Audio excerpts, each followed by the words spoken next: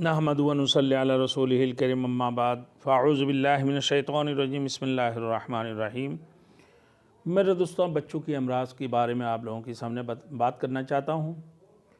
बात यही है, जो बच्चे कमज़ोर होते जाते हैं, बिल्कुल सुक्त जाते हैं, और जिसको सूखे की भी बीमारी भी कहते हैं, बाज़ वक्त में उसको मसान भी कहते हैं, उम्मुस सिबियान के नाम से भी उसकी पुकारे जाती हैं कि उम्मुस सिबियान की बीमारी है, यह मसान की है, यह सूखापन की बीमारी है। तो सूखेपन के जो बीमारी है, बच्चे की जो है कान बिल्कुल सून हो जाती है और उसकी दूसरे जानिब की रोशनी नुमाया नज़र आती हैं। इन सूरतों में आप देखें, इनकी कान बिल्कुल सुन हो जाती हैं और दूसरी तरफ की जो है ना नज़रें, उसकी रोशनी साफ नज़र आती है।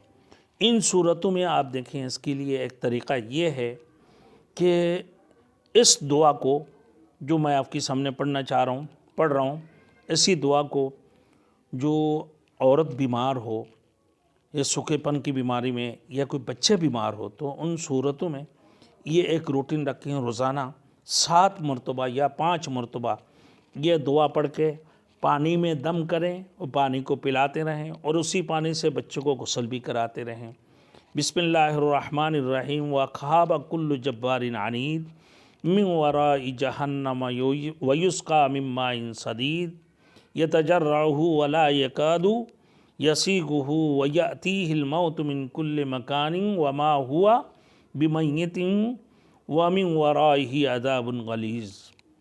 मेरे दोस्तों, ये जो आयत है, इस आयत को आप रोज़ाना 5 मरतबा या 7 मरतबा पढ़ के, जो सूखे की मरीज़ है, जो छोटा मासूम बच्चे हो, सूखे की बीमारी है उसको ना, और बड़ी ख़तरनाक किस्म के बच्चे सूखते जाते हैं, दूध पी रहे होते हैं, खाना खा रहे होती हैं, बच्चे की तरक्की नहीं है, बिल्कुल सूखे की बीमारी जिसको कहते हैं, ये उम्मुस सिबियान या मसान की शिकायत है।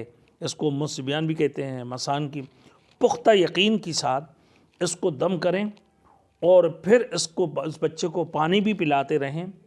फिर साथ साथ में इस बच्चे को, मेरे दोस्तों, फिर जो है दम करें और पानी पिलाएं। इसी तरीके से अगर किसी औरत को सूखे की बीमारी हो तो वो भी यही करे कि ये पढ़कर दम करें अपने आप को, या और कोई उनकी घर में से जो 5 वक्त नमाज़ पढ़ने वाले हो वो दम कर दें ना, और पानी में दम करके उनको पिलाएं।